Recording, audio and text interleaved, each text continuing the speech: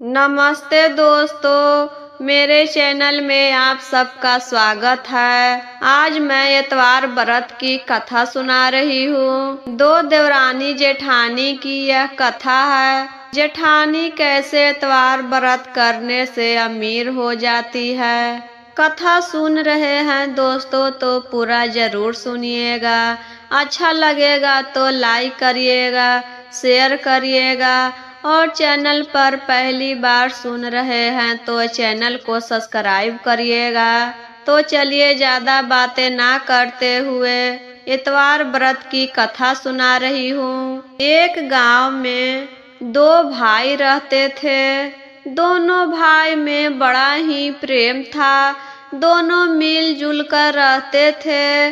दोनों भाइयों की शादी भी हो गई थी। बड़ा भाई का नाम रमेश था और उसकी पत्नी के नाम सत्यवती था। छोटा भाई के नाम महेश था और उसकी पत्नी के नाम चंद्रमुखी था।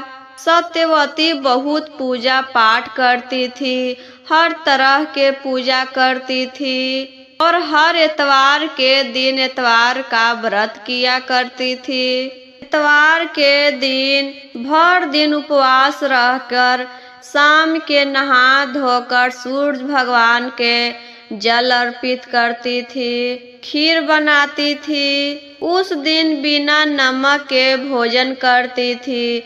जो प्रसाद बनाती थी सूर्य भगवान को भोग लगाती थी, उसके बाद ही अपने खाती थी। छोटी देवरानी जो थी चंद्रमुखी, वह तो नया जमाना के थी। उसको पूजा पाठ पर बिल्कुल भी भरोसा नहीं था। वह पूजा पाठ कुछ भी नहीं करती थी। पूजा पाठ करने से क्या होता है। सत्यवती पूजा पाठ करती थी तो वह बोलती थी कि दीदी यह सब क्यों करते हैं, बिना मतलब के खर्चा करते रहते हैं। पूजा पाठ करने से क्या होता है। सत्यवती समझाती थी कि पूजा पाठ करने से भगवान खुश होते हैं, हमारे घर पधारते हैं, हमें कोई चीज के कमी नहीं होने देते हैं, घर में सुख शांति आती है, शरीर स्वस्थ रहता है। लेकिन चंद्रमुखी के तो भगवान पर भरोसा ही नहीं था।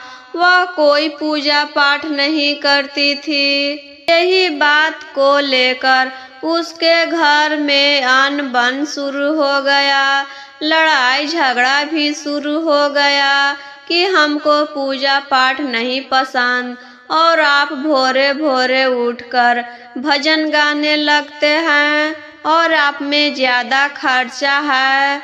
अब हम आपके साथ नहीं रहेंगे, हमको अलग कर दीजिए। दोनों भाइयों में बहुत ही प्रेम था, लेकिन अपने पत्नी के बातों में आकर दोनों भाई अलग हो जाते हैं। घर का बंटवारा हो जाता है। दोनों अलग अलग रहने लगते हैं। अलग होने पर भी सत्यवती पूजा पाठ करना नहीं छोड़ी। वह पूजा पाठ करते रही। जब अघन का इतवार आया तो सत्यवती शनिवार को सुबह उठकर पूरा घर आंगन धोती है, लिपती है, नहा धोकर रसोई रूम में गई, अरवा चावल के भात बनाई, बूट के दाल बनाई, बिना लहसुन प्याज के सब्जी बनाई और उसी भोजन को ग्रहण करी। दूसरा दिन इतवार के भर दिन निर्जला व्रत रखी।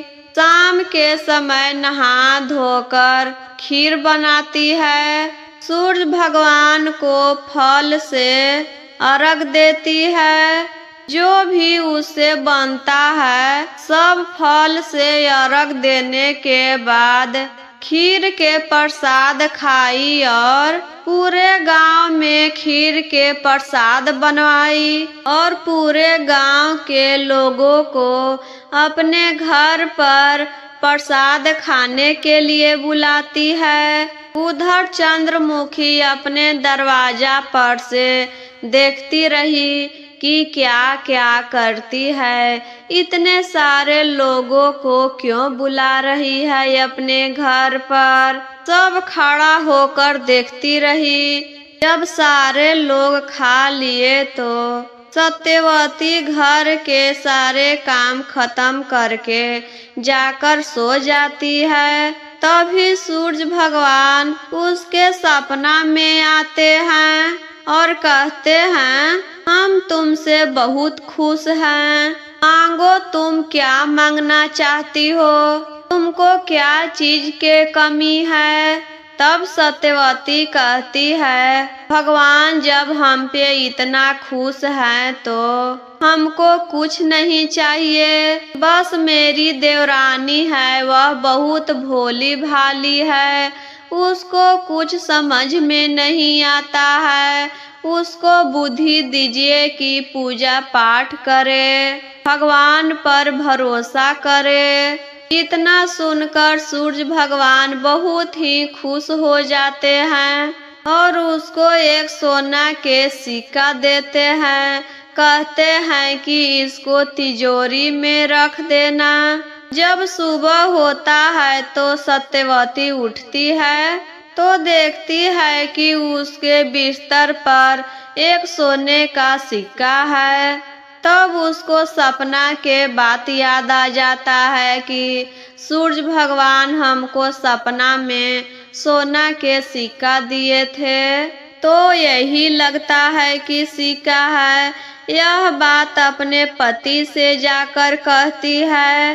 दोनों सूरज भगवान के प्रणाम करती है और सिक्का को ले जाकर तिजोरी में बंद कर देती है। जब कुछ दिन के बाद वह तिजोरी खोलती है तो देखती है कि तिजोरी में तो बहुत सारे गहने और सोने के सिक्का से भरा हुआ है।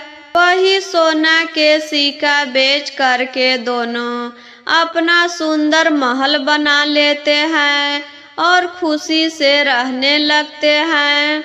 यह सब देखकर देवरानी कहती है अपने पति से, ए जी सुनिए ना, आपके भाई के पास इतना सारा धन पता नहीं कहाँ से आ गया कि वह बहुत अमीर हो गए हैं।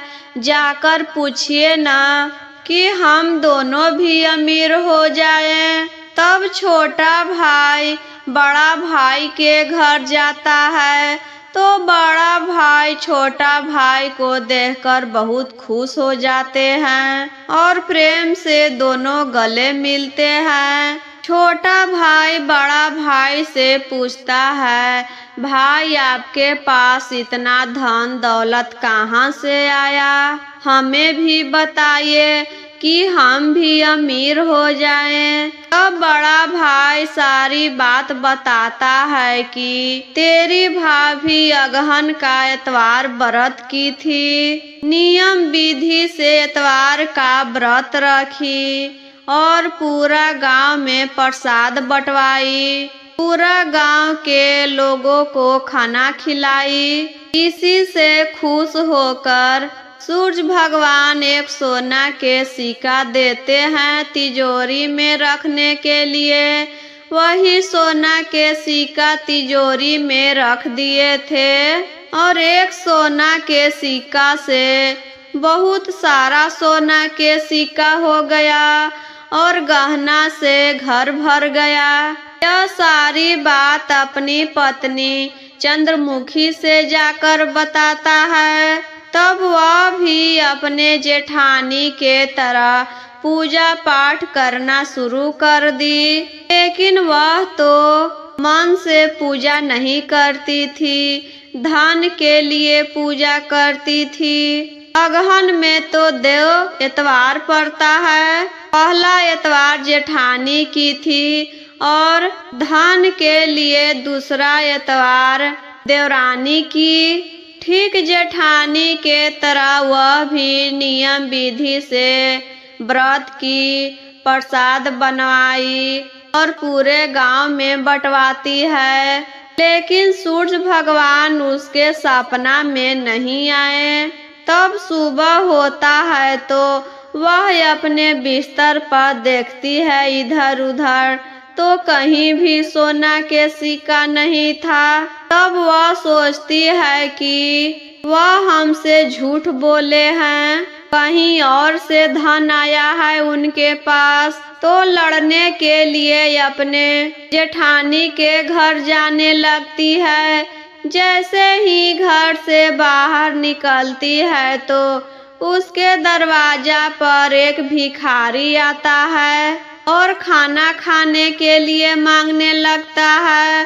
तब वह भगा देती है कि जाओ यहाँ से, मेरे घर पर कोई खाना वाना नहीं है, हम नहीं खिलाएंगे। तब वह भाग जाता है और अपने जेठानी के घर आकर कहती है, आपने हमसे झूठ बोले हैं, बताइए कहाँ से इतना धन आया। तब जेठानी कहती है कि बताओ तुम क्या क्या की थी और कैसे की थी। तब देवरानी सारी बात बताती है और यह भी बताती है कि आपके घर आते समय एक भिखारी मिला, तब हम उसको भगा दिए।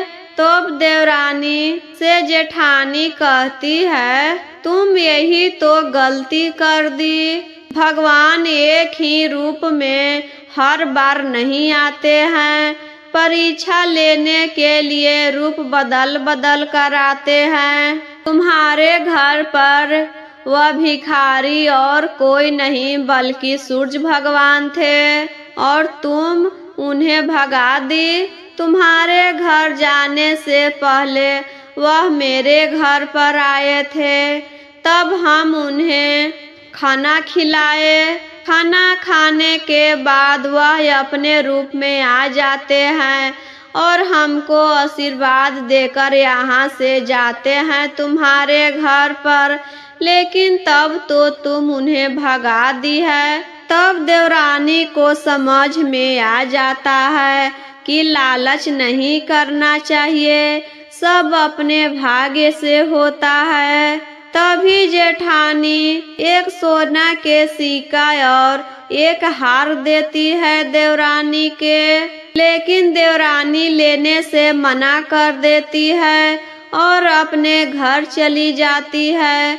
अपने घर पर जाकर देखती है तो उसके घर में भी सोना चांदी रुपया पैसा से घर भरा हुआ है, क्योंकि उसके मन से लालच खत्म हो गया था। इसी चलते सूरज भगवान उसको भी अमीर कर देते हैं। हम सूरज भगवान से प्रार्थना करते हैं, जैसे देवरानी जेठानी को धन दौलत दिए उसी तरह हमें दें और हमारे वीडियो देखने वाले सब्सक्राइब करने वाले दोस्तों को दें।